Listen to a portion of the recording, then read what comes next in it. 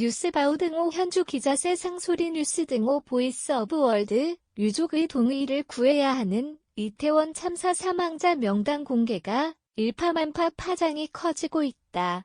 인터넷 홈피에 공개한 층야 성향시민 언론 민들레 매체가 14일 공개하면서 일어난 법적 논란이다. 그래서인지 14일 오후 10시 희생자 이름이 김영용 익명 전환된 사실을 조선일보가 전했다. 민들레는 희생자 명단 공개를 역설적이게 재난의 정치화이자 정치공학이란 표현을 썼다. 이태원 참사를 정치에 이용한다면 결국 정치를 오염시키고 국민의 마음을 어지럽힌다는 지난 10일 양금희 국민의힘 수석 대변인 얘기도 있었던 관계로 재난 정치화를 야권에서 일으킨 셈이다. 이태원 참사에 대해 여야 재난 정치화이자 정치공학 주장이 다르기 때문이다. 이번 희생자 명단 공개로 여야 양측 정치적 손익분기점이 넘어선 듯하다. 현재로선 정치적 손실과 이익을 말하기엔 섣부르지만 이재명 대표가 앞장선 듯해 야권에서는 정치적 이익이라고 본 듯하다. 이 대표가 14일 국회에서 약 90분 동안 유가족들과 비공개 간담회를 가진 점에서 정치적 이익 분기점이 넘어섰다고 추정된다. 법적으로 문제가 된다는 점을 알고도 굳이 희생자 명단 공개를 제대로 된 추모가 됐으면 좋겠다는 뜻을 갖고 계신 유가족이 상당수 있었던 것으로 설명된다는 안호영 수석 대변인 측 얘기여서다.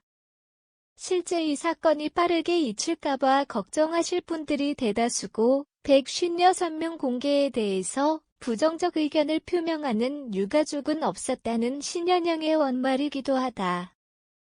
이로 어느 정도 재난 정치화이자 정치공학 관련해 민주당 측 얘기는 확인된 셈이다. 법적 파장에 대해선 이메일로 연락을 주시면 반영토록 하겠다는 민들레 측 얘기가 있던 만큼 유족들 항의 가 있었지 않았나 추정도 나왔다.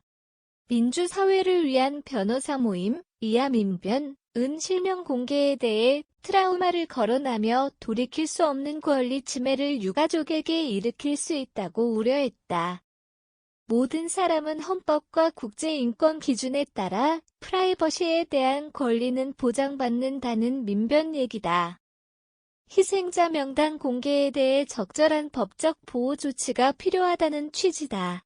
민들레 외에 더 탐사 매체 얘기도 전해지고 있다. 유족과 피해자의 사에 반해 무단 공개하는 경우 2차 가해 등 법적 책임이 따를 수 있어 민주당이 온라인 매체 뒤에 숨어 방조한 공범이라는 비난 논평을 여당에 냈다.